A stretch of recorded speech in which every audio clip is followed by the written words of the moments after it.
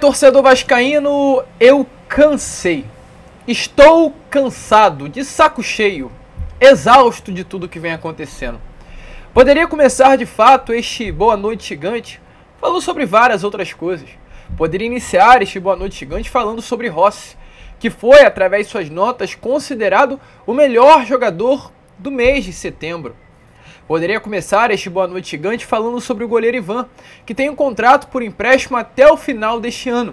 E havia no contrato uma cláusula contratual que obrigava o Vasco da Gama a comprar o Ivan por metas batidas. As metas daqui para diante não há mais como ser batidas e o Vasco não precisará mais exercer esse gatilho do contrato. Ou seja, o Ivan hoje não será mais comprado pelo Vasco por uma obrigação. A menos que o Vasco queira. Eu poderia falar sobre isso também. Mas eu não tenho como falar sobre isso porque eu sinceramente não tenho forças mais para falar. Porque, meus amigos, saiu nessa tarde de hoje a escalação da arbitragem para a partida desse próximo sábado contra a equipe do São Paulo. E o Vasco foi 4 vezes a CBF neste Campeonato Brasileiro reclamar da arbitragem. O Vasco foi reclamar na partida contra o Santos, no caso do primeiro turno. O Vasco foi reclamar a CBF da partida contra o Palmeiras, na partida contra o Red Bull Bragantino e da partida contra o Atlético Mineiro. Na partida contra o Red Bull Bragantino, o árbitro era Anderson Daronco. A CBF escalou o Anderson Daronco para a partida desse último domingo contra a equipe do Santos, anteontem. Ou seja, a CBF escalou um árbitro que o Vasco já tinha formalizado uma reclamação com relação à arbitragem desse mesmo personagem que era Daronco. E aí, meus amigos, para fechar com tudo, para a partida desse próximo sábado, Braulio da Silva Machado está escalado. E é mais um dos árbitros que esteve presente nesta lista de formalizações feitas pelo Vasco e a CBF com relação à reclamação. Braulio da Silva Machado era o árbitro de Vasco e Atlético Mineiro, onde o Vasco foi prejudicado com a penalidade máxima não marcada. E aí é por isso que eu começo esse Boa Noite Gigante falando exatamente sobre isso. Tá chato, cara. Tá cansativo, tá dolorido ficar falando toda hora sobre arbitragem. O torcedor vascaíno não aguenta mais o que vocês da CBF estão fazendo com o Vasco. Mas enfim, a gente vai falar sobre isso. A gente vai tentar tirar forças de onde não tem para falar sobre esse assunto que nos irrita, nos estressa e nos cansa. Porém, é claro, antes de começar esse vídeo, como sempre fazemos aqui no nosso canal, quero dar as boas-vindas a todos vocês que estão chegando aqui pela primeira vez.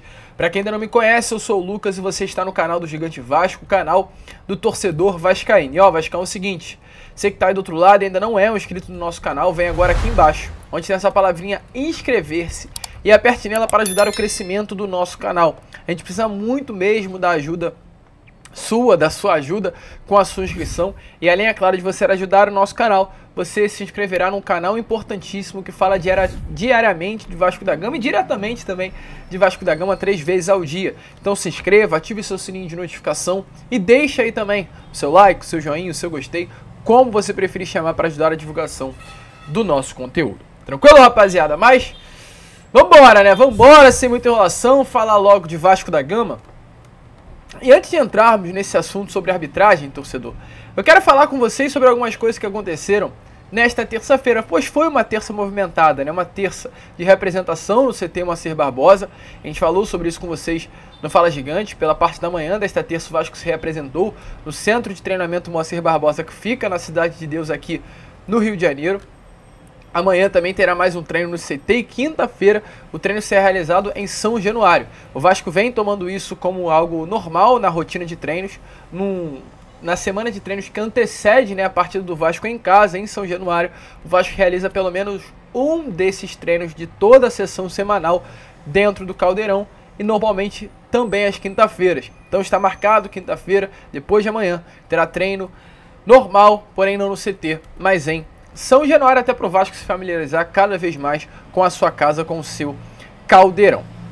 Porém, meus amigos, infelizmente, mesmo com grande foco para a partida desse próximo domingo contra a equipe de São Paulo, o Vasco contará com desfalques, né?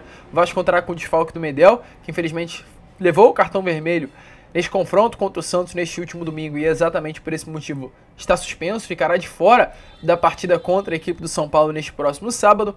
E além do Medel também, um desfalque confirmado é o Rossi, a gente informou isso a vocês. Rossi que já foi desfalque contra o Santos nesse último domingo, pois segundo informações dadas pelo próprio clube, pelo próprio Vasco, foi realizado um exame que apontou uma lesão na posterior da coxa direita do atleta, ou seja, ele ficou de fora da partida contra o Santos. Já há, né, o tratamento já foi iniciado inclusive no sábado, no dia anterior à partida. Porém, o tratamento ainda não foi finalizado e não será finalizado a tempo deste jogo, para este jogo, né, contra a equipe do São Paulo. Rossi seguirá sendo desfalque para o elenco cruzmaltino, não estará apto ainda para enfrentar a equipe do São Paulo e só deve retornar no jogo do dia 18 contra a equipe do Fortaleza. Terá uma longa data FIFA após a partida do próximo sábado e durante esse período a expectativa é que o Rossi consiga já se recuperar o suficiente para estar à disposição do técnico Ramon Ángel Dias. E falando em Rossi, inclusive, para aproveitar esse gatilho, o Rossi, torcedor vascaíno, foi eleito o jogador do mês de setembro pelo SofaScore Brasil. De acordo aí com os parâmetros dessa plataforma que mede dados de atletas de todo mundo, o Rossi foi considerado o melhor jogador do mês de setembro do Campeonato Brasileiro de 2023. Foram 3 jogos, 3 assistências do atleta e 1 gol marcado, ou seja, 4 participações diretas em gols em apenas 3 partidas. Ele precisou de apenas 48 minutos para participar de um gol. De fato, né, número impressionante. E de forma até mesmo curiosa, a nota, né, do SofaScore dada ao Rossi, se baseando nessas 3 partidas dele, é 7.777, ou seja, 777, perdão. Então Rossi aí sendo eleito melhor jogador do mês de setembro e será um baita de um desfalque para o Vasco da Gama. E falando ainda sobre esse elenco do Vasco, né? Hoje tivemos aí uma informação importante sobre o goleiro Ivan. E é uma informação que para mim pode até acarretar alguns problemas com a equipe do Corinthians. Com a equipe não, com a diretoria corintiana. O Vasco no início do ano não havia ainda definido o seu goleiro e foi até o mercado à procura de um camisa 1. O Vasco não tinha, né, a pretensão de ter o Thiago Rodrigues como seu goleiro titular. O House é um goleiro ainda muito imaturo para garantir a titularidade do Vasco. O Vasco atacou o mercado à procura de um atleta para a posição. Dentre vários nomes que surgiram, o Vasco primeiramente, antes até mesmo de chegar ao nome do Léo Jardim, encontrou o nome do Ivan e gostou desse nome. O Ivan vinha de um período emprestado ao Zenit da Rússia, estava retornando do seu contrato por empréstimo ao Corinthians, porém como o Corinthians hoje tem o Cássio como titular, é muito difícil para qualquer goleiro conquistar a titularidade no clube paulista. E exatamente por esse motivo o Vasco viu o Ivan como uma excelente opção, sabendo até da facilidade desse negócio. Com isso, o Vasco, sem um goleiro, ele foi até a diretoria do Corinthians e utilizou aí, né, de estratégias de mercado, mas uma estratégia, como eu posso falar, né, ardilosa, se assim, uma estratégia aí maquiavélica, utilizando um termo bem popular. O Vasco, que não tinha nenhum goleiro, falou assim pro Corinthians: ó, Corinthians, cara, eu gosto muito do Ivan, o Ivan é um goleiro muito promissor e eu tô precisando de goleiro. Então vamos fazer assim, vamos assinar um contrato por empréstimo, porém nesse contrato a gente vai colocar um gatilho que caso o Ivan dispute 30 partidas no ano, o Vasco será obrigado a comprar 90% dos direitos econômicos do Ivan. Fechado? Por um valor aí de 10 a 12 milhões de reais. O Corinthians, é claro, sabendo que o Vasco não tinha um goleiro, e o próprio Vasco deixou bem claro, a possibilidade, Corinthians, de uma compra do Ivan no final do contrato é praticamente certa. Então, vocês estarão emprestando o Ivan e praticamente vendendo o atleta, só que com uma venda acontecendo com relação à grana ao pagamento apenas no final do ano. O Corinthians viu uma baita oportunidade. Volto a repetir, o Vasco não tinha goleiro. E aí, torcedor vascaíno, o que aconteceu? O Vasco fecha com o Corinthians e semanas após fechar com o Ivan, o Vasco fecha com o Léo Jardim, comprando o goleiro junto ao Lille pelo valor de 13 milhões de reais. Então o Vasco usou uma estratégia. E aí, é claro, com certeza, a diretoria do clube paulista se viu enganada. Isso não é uma informação, uma opinião, eu acho que isso deve ter acontecido sim nos bastidores. Mas foi uma situação de mercado, uma estratégia de mercado utilizada pelo Vasco. Creio eu que será muito difícil daqui para frente o Vasco negociar com esta atual diretoria do Corinthians. Mas aí, torcedor vascaíno, o que aconteceu? O Vasco hoje não tem mais a obrigação de compra do goleiro Ivan. O Ivan disputou apenas, se não me engano, 3 partidas com a camisa do Vasco da Gama, nenhuma no Campeonato Brasileiro.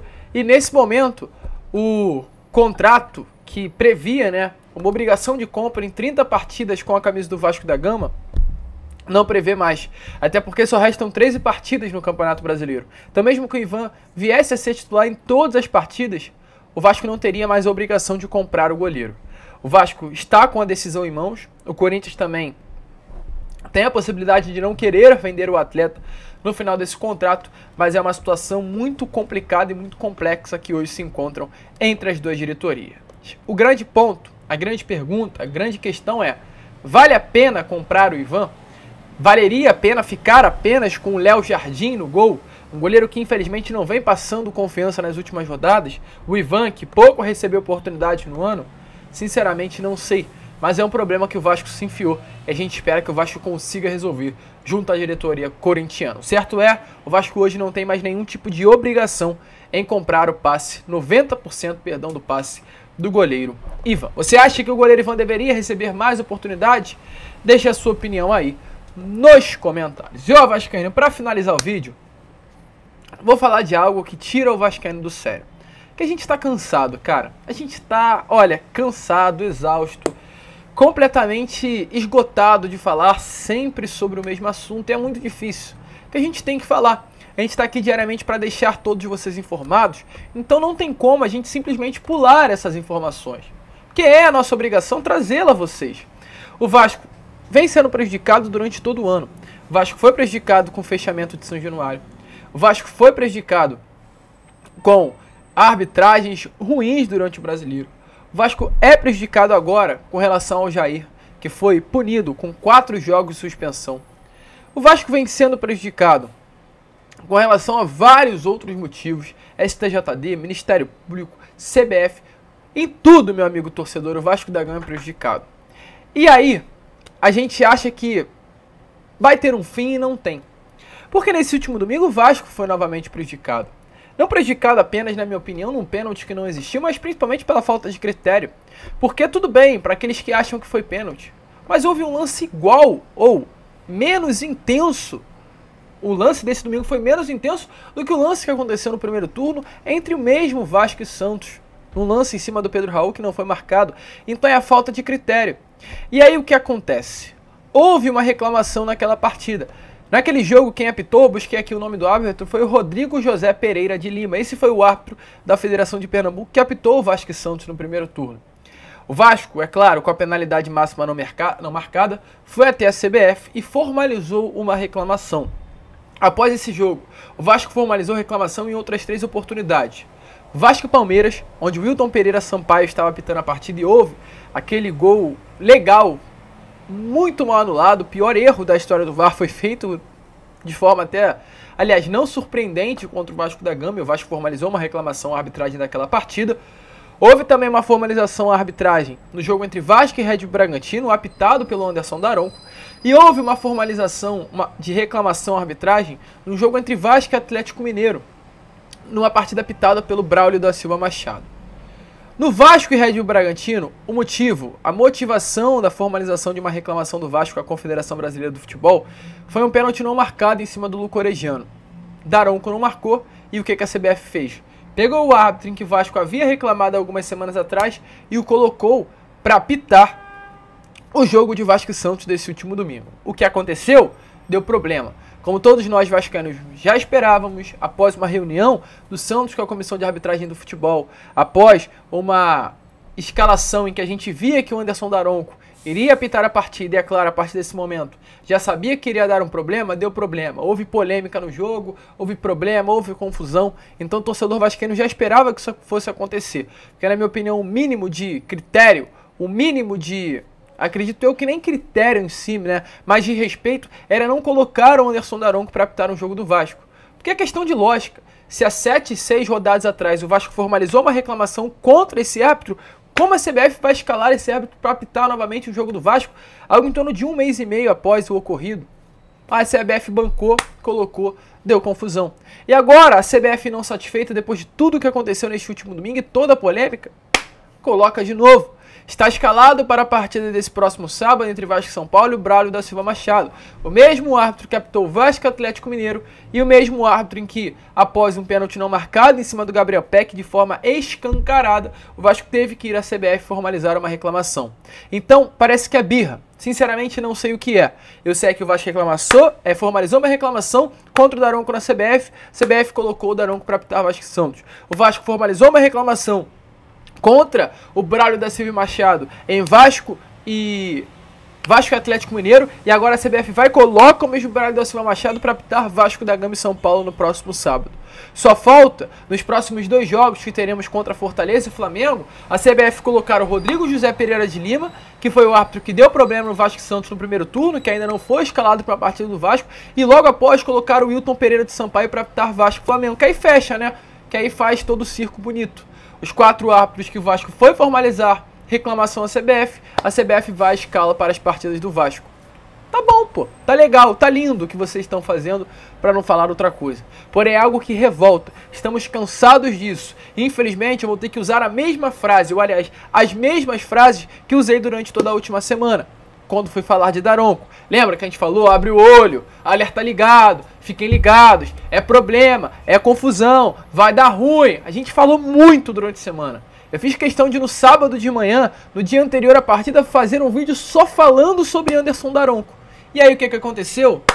Domingo deu problema, todo mundo já sabia disso. E aí a CBF, para melhorar com tudo, repete a mesma arbitragem. Que bonito! O circo tá montado e aí é a mesma frase que eu utilizei na partida do último domingo. O grande problema é que o palhaço somos nós, torcedores vascaínos. O circo é montado e aí os palhaços somos nós, torcedores cruzmaltinos. É realmente incrível o que a senhora CBF está fazendo com o nosso Vasco da Gama.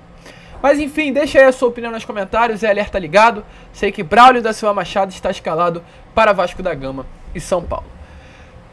Te aperta, torcedor, tá preocupado? Coloca aí a sua opinião nos comentários sobre a arbitragem escalada e principalmente sobre a atitude da senhora CBF. A gente fica por aqui. Esse foi o Boa Noite Gigante, o último vídeo, né? Desta terça-feira, amanhã às 7 em ponto. Estaremos aqui de volta com muita informação, muita vascainidade, muita notícia para você, torcedor vascaíno. Vamos que vamos, se inscrevam, compartilhem, como sempre falamos aqui no canal. Saudações vascaínas.